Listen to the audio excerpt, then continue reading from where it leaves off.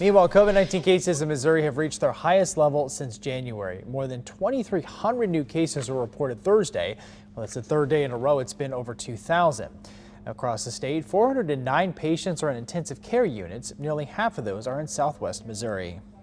Well, meanwhile, Dr. Francis Collins of the National Institutes of Health tells us he's concerned about Missouri, and the NIH is focusing on reaching out to young and middle-aged people who are not vaccinated. It would be great to hurry up and get that sleeve rolled up as soon as you can to protect yourself, because there's going to be a lot of trouble coming in the next few weeks.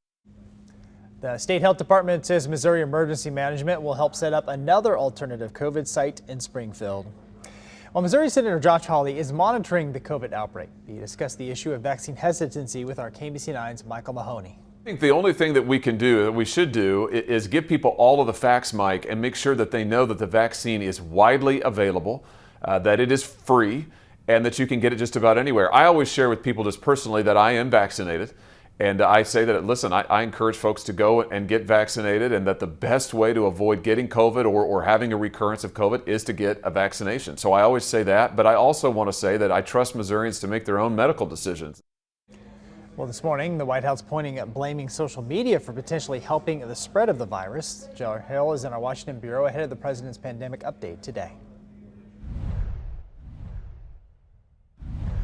The Surgeon General is pushing back against disinformation online regarding COVID-19 and the vaccines, as a rise in the Delta variant is leading the nation's largest county to bring back some restrictions. As of Sunday, Los Angeles County is going to require masks indoors again, even for people who are fully vaccinated.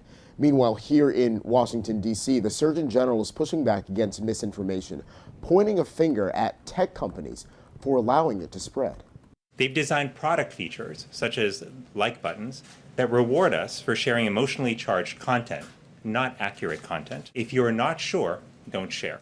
Twitter responded to that critique, saying they agree about the danger of misinformation and that they're working on moderating any content that goes against their guidelines. Reporting in Washington, I'm Jared Hill. And today, the president is also meeting with leaders from the Asia-Pacific Economic Cooperation to talk about ending the pandemic. Well, this weekend, Kansas City kids can get caught up on all their vaccines, including COVID-19.